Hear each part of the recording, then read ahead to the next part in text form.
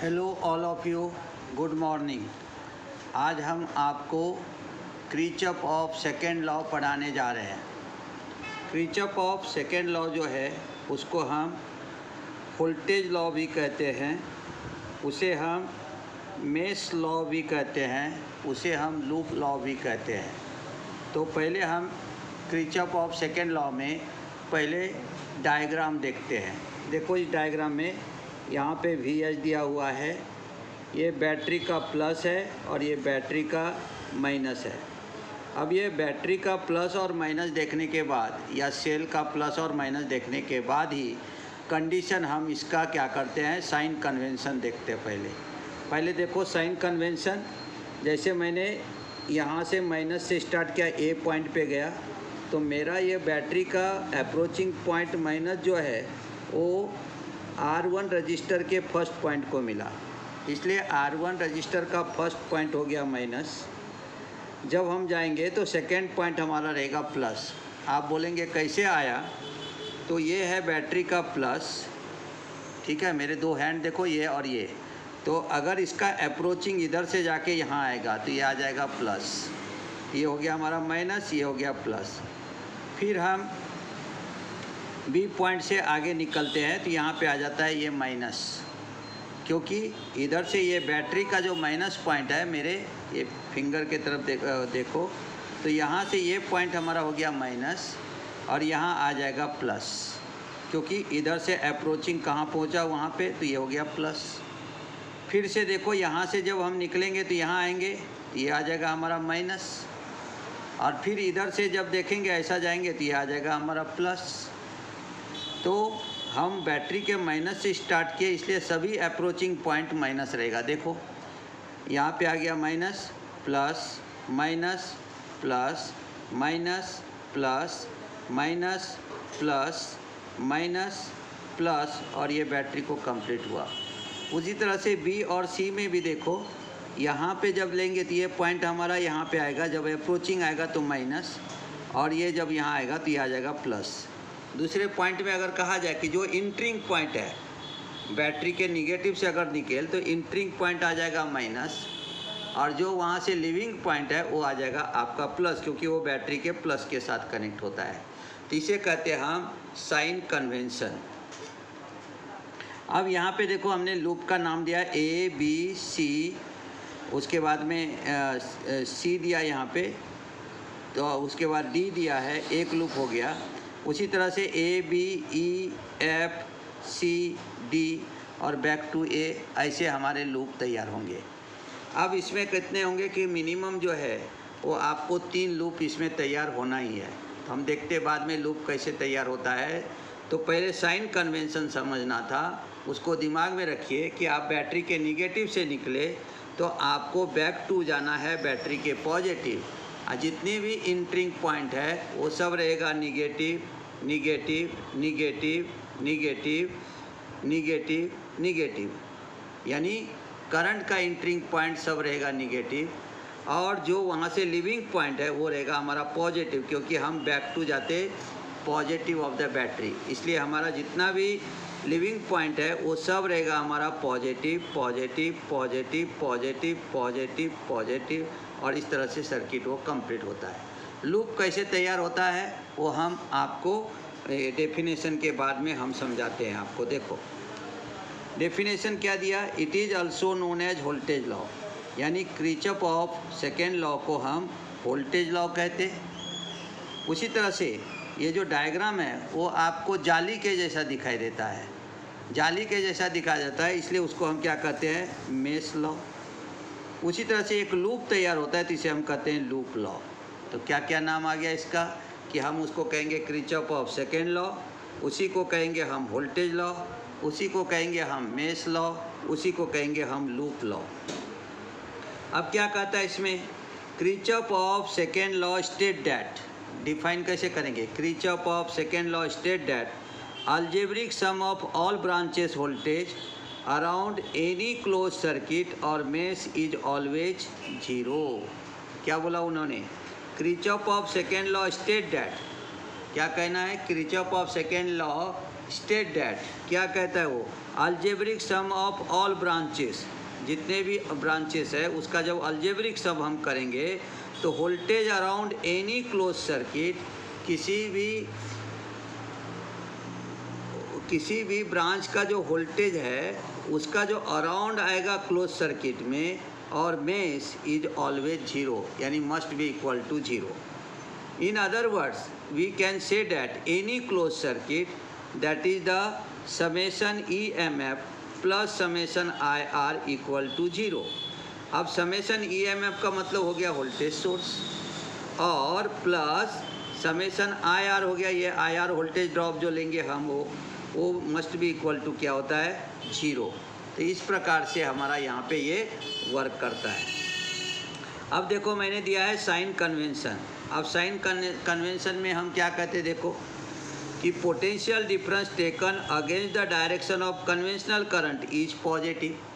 अब हम क्या कर रहे हैं कि यहाँ पे हम against direction of conventional current ले रहे हैं, तो क्या रहेगा वो positive. Potential difference taken against the direction of conventional current is positive, इसका मतलब हुआ कि जितने IR वोल्टेज ड्रॉप है वो रहेगा हमारा negative. Direction can be clockwise, जैसे देखो यहाँ से अब ये लूप है हमारा, इस लूप में हम चलते, इस लूप में हमारा डायरेक्शन ऐसा आएगा, ये डायरेक्शन हमारा हो गया क्लॉकवाइज। ये हमारा वहाँ पे एंटी क्लॉक नहीं है, ये रहेगा हमारा क्लॉकवाइज डायरेक्शन, तो ये यहाँ से हमने क्लॉकवाइज डायरेक्शन लिया। अब क्या होगा हमारा उसमें, देखो पहला लूप हम आपको दिखाते हैं। पहला लूप क्या कहता है, loop is from A through BCD back to A। तो पहला लूप हमने बनाया यहाँ पे देखो A B C D and back to A। First loop हम बना रहे क्या, A B C D back to A। अब इस लूप में क्या होगा, देखो यहाँ पे इस लूप में अगर आप देखोगे तो क्या आएगा, तो loop A B C D A electric current direction से जाएंगे, इसका मतलब हमें अप्रोचिंग पॉइंट माइनस है तो हम माइनस से चलेंगे, तो कैसा रहेगा देखो, minus I1 R1 minus I2 R2 minus I6 R6 plus VS equal to zero.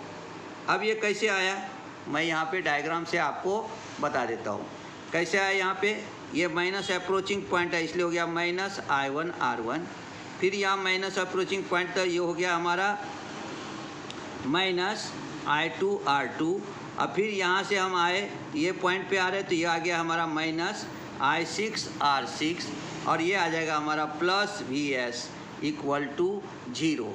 तो कोई भी क्लोज पाथ है उसका टोटल वैल्यू यहाँ पे रहता है जीरो, तो ये हमने यहाँ पे लिया है minus I1 R1 minus I2 R2 minus I6 R6 plus VS equal to zero. ये हो गया हमारा लूप नंबर 1। अब हम सेकेंड लूप के बारे में देखते, देखो थोड़ा सेकेंड लूप में क्या करेंगे। अब लूप हमने लिया, loop is from B through EFC back to B। अब हम लूप ने जो लिया है वो B से स्टार्ट किया और हमने चला गया कहाँ, E पे, और E से आ जाएंगे, देखो हमने कैसा लिया loop, B E F C back to B। अब ये पॉइंट पे जाएंगे, अब B से जब निकलेंगे तो फिर से हमारा जो है वो पॉइंट कौन सा आ गया, ये अप्रोचिंग माइनस आ गया, तो हम लेंगे माइनस I3 R3, फिर लेंगे हम माइनस I4 R4, फिर लेंगे हम माइनस I5 R5, और यहाँ आ जाएगा हमारा देखो प्लस है, प्लस आ जाएगा I2 R2 must be equal to zero. देखो यहाँ क्या आया हमारे पास, देखो लूप सेकेंड में हम देखते माइनस I3 R3 आया, माइनस I3 R3, फिर आएगा माइनस I4 R4, फिर आएगा minus I5 R5 plus I2 R2 equal to zero. तो इस तरह से हमारा ये लूप यहाँ पे तैयार हुआ। आप फिर से यहाँ देख लो डायग्राम में आ जाएगा minus I3 R3 minus I4 R4 minus I5 R5, और ये पॉइंट अप्रोचिंग प्लस है इसलिए हो गया हमारा plus I2 R2 equal to zero. ये हो गया हमारा सेकेंड लूप। अब हम लास्ट लूप देखेंगे यानी थर्ड लूप। जो कि हमारा क्या रहेगा, आउटर लूप लेंगे पूरे सर्किट का। तो क्या दिया loop number third, loop is A, third loop को देखते हैं हम, loop is from A through B E F C D back to A, यानी loop A B E F C D A electric current direction है, वो क्या रहेगा, minus I1 minus I3 minus I4 minus I5 minus I6 plus VS equal to 0। ये loop रहेगा हमारा, ये सब आउटर लूप है। इस लूप के अंदर में I2 R2 आने वाला नहीं है, क्योंकि हम सब आउटर लूप देख रहे हैं इसमें। तो देखो आउटर लूप हम यहाँ पे डायग्राम में देखते कैसा दिया है मेरे को, देखो यहाँ पे ये है, यहाँ से माइनस से स्टार्ट किया तो minus I1 R1 minus I3 minus I4 R4 minus I5 R6 minus I5 R5, फिर आ जाएगा हमारा माइनस I6 R6, फिर प्लस VS इक्वल टू 0। ये हमने सब जो है वो आउटर लूप है हमारा। इस लूप में हमारा R2 का कोई रोल नहीं रहता, इसलिए R2 इस लूप में नहीं आएगा। तो इस सर्किट के अंदर में हमने 3 लूप तैयार किए, तीनों लूप को हम देखते और आपको बताते हैं। तो इस तरह से आप ध्यान में रखो कि हमने कितने लूप तैयार किया, यहाँ पे 3 लूप तैयार किया। अब वो 3 लूप को फिर से समझने का कोशिश करते हैं। देखो यहाँ पे, from above equation we can say that any close path is called as a loop. क्या गया है हमारा, from above equation we can say that any close path is called as a loop. जो भी कोई क्लोज पाथ तैयार होता है उसे हम कहते हैं loop. Loop equation specified the voltage around the loop. Loop equation से जो है वो हम क्या करते हैं, उसके अक्रॉस जो भी वोल्टेज तैयार होता है उसको हम फाइंड आउट कर सकते हैं। जैसे हमने फिगर में दिया है, फिगर हैज 3 लूप। कितने लूप है इसमें, 3 लूप, जो मैंने आपको बताया था। लूप नंबर 1 क्या था, ABCDA। लूप नंबर 1 क्या था, डायग्राम में फिर से हम आपको बताते हैं, ABCD बैक टू A, और इसलिए हमारा उसका इक्वेशन था minus I1 R1 minus I2 R2 minus I6 R6 plus VS equal to 0। Next देखते हैं हम, नेक्स्ट लूप जो हमने आपको बताया था वह था हमारा क्या, BEFCB। अब BEFCB है, इसको हम देखेंगे, डायग्राम में भी देखते, हमने दिया था BEFC बैक टू B। तो फिर हमारा लूप यहाँ कैसे बन गया, माइनस यहाँ पे इंटरिंग है तो minus I3 R3 minus I4 R4 minus I5 R5 plus I2 R2 equal to 0। किसी भी लूप का हमारा पूरा रहेगा 0। अब हम थर्ड लूप के बारे में देखते हैं। लूप थर्ड हमने आपको यहाँ पे बताया है ABEFCDA, जो कि आउटर लूप कहलाता। कौन सा लूप कहलाता, वो आउटर लूप। अब ये आउटर लूप को हमने कैसे लिया, यहाँ पे देखो, A से स्टार्ट किया, ABEFCD बैक टू A। फिर यहाँ पे इंटरिंग पॉइंट देखो माइनस है, इसलिए हो गया minus I1 R1 minus I3 R3 minus I4 R4 minus I5 R5 minus I6 R6, ये देखो माइनस आया, minus I6 RC and then plus VS equal to 0। इस तरह से हम यहाँ पे लूप को क्या करते, लूप आइडेंटिफाई करते। इसे कहा जाता है आपको यहाँ पे क्या, इसे कहते हैं हम किरचॉफ ऑफ वोल्टेज लॉ। और इसलिए इसमें ध्यान में रखना कि किरचॉफ ऑफ वोल्टेज लॉ को जब भी कभी हम डिफाइन करते तो ये पॉइंट रहता है, Kirchhoff of second law stated that algebraic sum of all branches voltage around any closed circuit or mesh is always 0।